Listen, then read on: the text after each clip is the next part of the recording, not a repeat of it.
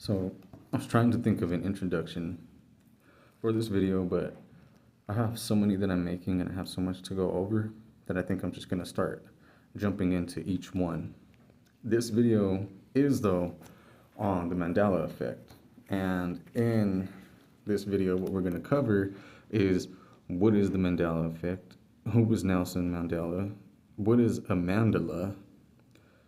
We'll go over the Berenstain Bears effect, connections to Zionism, apartheid, Judaism, Masons and Nazis, and connections to alchemy. So, with all that being said, let's get into it. So what is the Mandela Effect? The Mandela Effect is, in essence, a widespread false memory or memories that a large group or people believe or share. I put false in parentheses because these memories are supposedly false, but there is no proof that these memories were or are false, just like there's no proof that these memories were actually true. The term allegedly originated in 2009 by a lady named Fiona Broome, after she discovered that herself and others believed that Nelson Mandela had died in the 1980s when he died in 2013. So at this point, we've kind of already covered the basis of what the Mandela Effect supposedly is, and we also know where the term originated, who it came from, but who exactly is Fiona Broome? Even just that name, that last name, Broome, is interesting, especially considering the type of work that she's into. But we'll go over more on her later. For now, let's focus our attention on the star of the show, Nelson Mandela. So who was Nelson Mandela? I personally remember hearing about Nelson Mandela in school, and although my exact memories of what were said about him are vague, I do remember something about him being dead. I do remember that they were either holding a celebration for him or there was something around him being dead. There are also so many other interesting things to learn about Nelson Mandela, what he stood for, his actions while he was alive, and what life was like for himself and others in South Africa before, during, and after Nelson Mandela came into the picture. And so I encourage everyone to do further research on Nelson Mandela, but for the sake of this video, we'll focus on a few key points. According to the story, Nelson Mandela was born on July 18th, 1918, in the village of Mviso in Umtata. This area was part of South Africa's Cape Province. So right there, also, it would be important to highlight the words Mviso, the name of the location, Umtata, Umtata, and just the idea of this part of South Africa being called Cape Province. Cape Province. Those are just words to highlight. Nelson's patrilineal great-grandfather was a ruler of the Thembu Kingdom. Now, when I hear that word, Thembu, Thembu, I think of words like thimble, or them, or thumb, which is kind of related to like Tom Thumb. But we'll go over more on that later. One of this person's sons was named Mandela, and Mandela became Nelson's grandfather and the source of his surname. But because Mandela had his son from a woman of a certain clan, also called the left-hand house, or a so-called left-hand house, the descendants of his cadet branch of the royal family were morganatic, ineligible to inherit the throne, but recognized as hereditary royal counselors. So I find this piece of information interesting because it just goes to show how there were definitely people in higher power and people in lower power. And if you were part of a certain clan, you were considered lower or beneath them, even if you were still able to be part of their organization in a certain position. You were always only held at a certain position. So that's just important, taking everything into consideration. Nelson's father, Gadla, was a chief and counselor to the monarch. In 1915, Nelson's grandfather was appointed to this position due to his predecessor being accused of corruption by a governing white magistrate. In 1926, Gadla was also terminated for corruption, but Nelson was told that his father lost his job for standing up to unreasonable demands. And I believe that story of him standing up for himself and being terminated. I don't believe that Nelson's father was part of any corruption. And I could tell you why.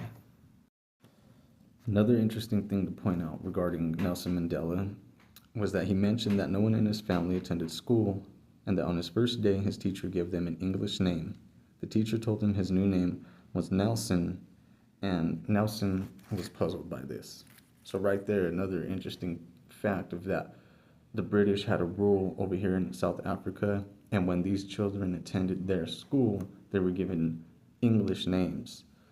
This name, Nelson, comes from a word meaning son of Nil, and Nil translates to champion, cloud, and or hero.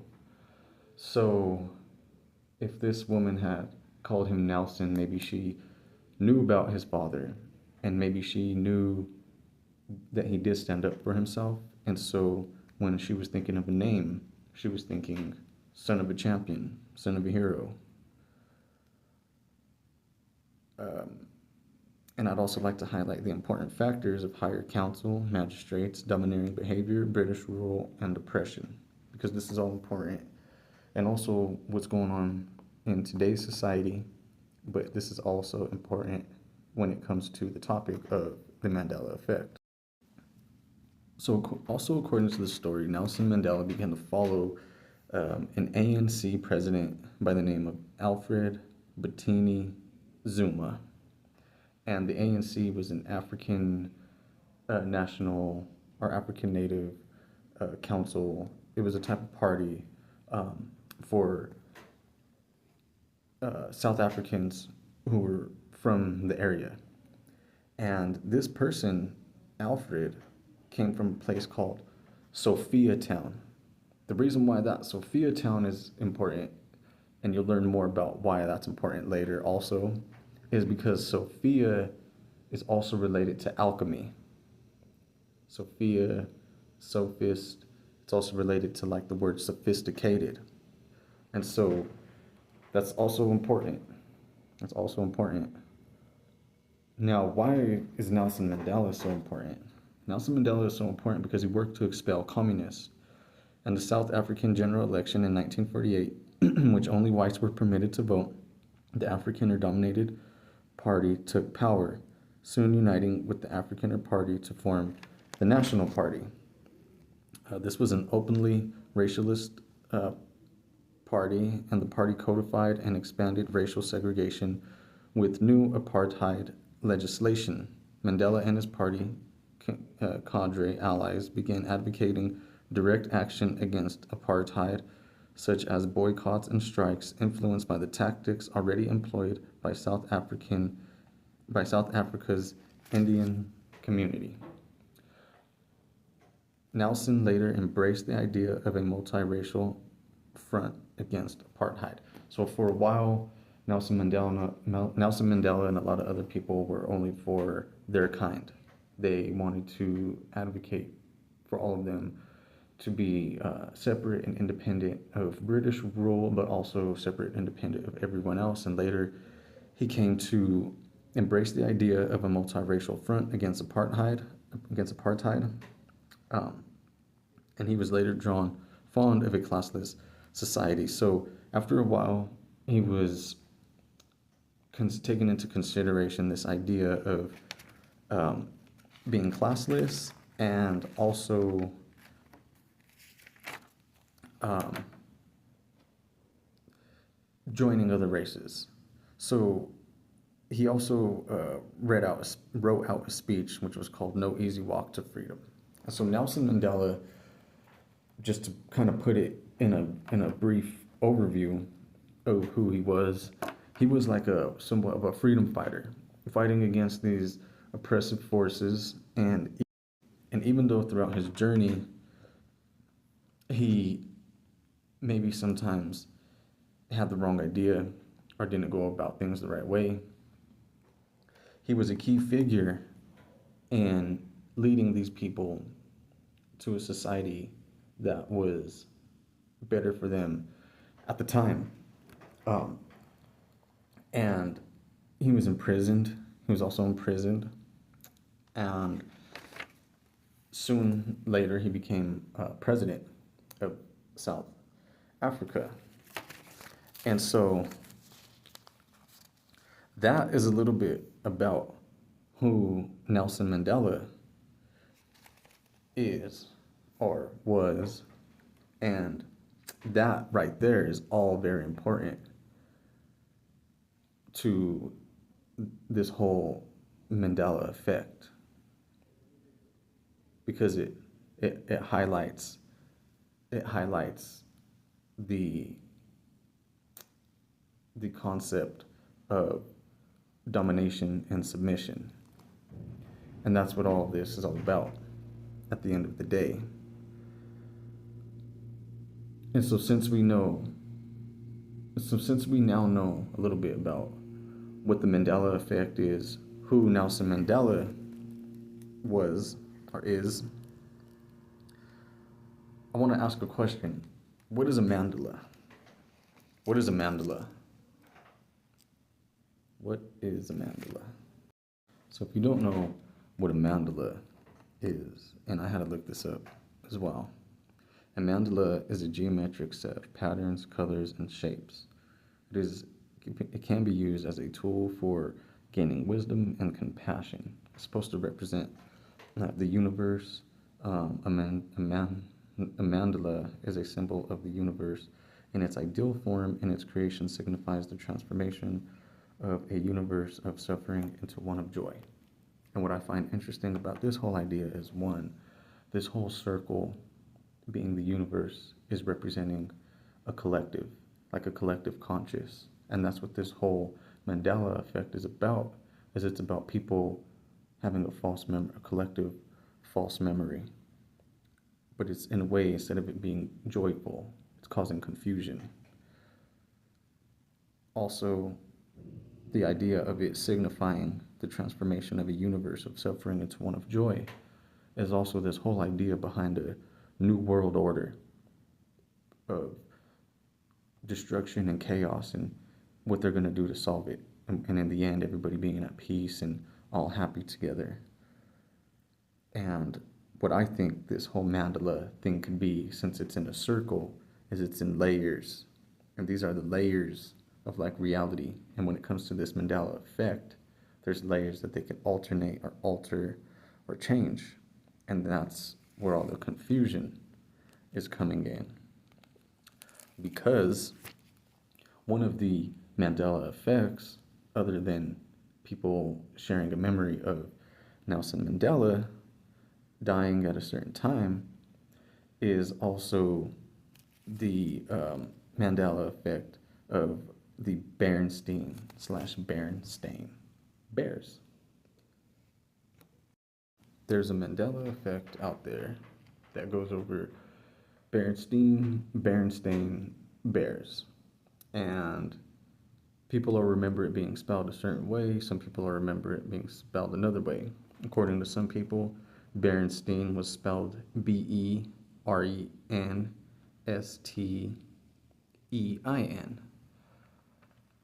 However, we're being told that it was always spelled Berenstein. S-T-A-I-N. And so I started to dig into this because I wanted to see who were the authors of Berenstain Bears and what was this all about. And I found out that the current author of the Berenstain Bears, his name is Mike Berenstain. He's an American writer and illustrator of children's books. He is the son of Stan and Jan Berenstain, and he is the current author of the Berenstain Bears. His earliest works in the U.S. or his earliest work in the U.S. Library of Congress catalog was published in 1976. It was titled K. Tauntaun on an Island in the Sea by Sadie Rose Willerstein, spelled Stein, which he illustrated as Berenstain or Berenstein. It was part of the Jewish Publication Society of America. So many things interesting with this. Okay, first of all, one of the first things that is interesting is the name Berenstain. If you were to look this up, it's said that Berenstain, S-T-A-I-N, is an incorrect spelling of this name. The correct spelling of this name would be S-T-E-I-N. And actually the word Berenstain comes from a word meaning burning stone. And in alchemy, there's a lot of connection between stones and heat.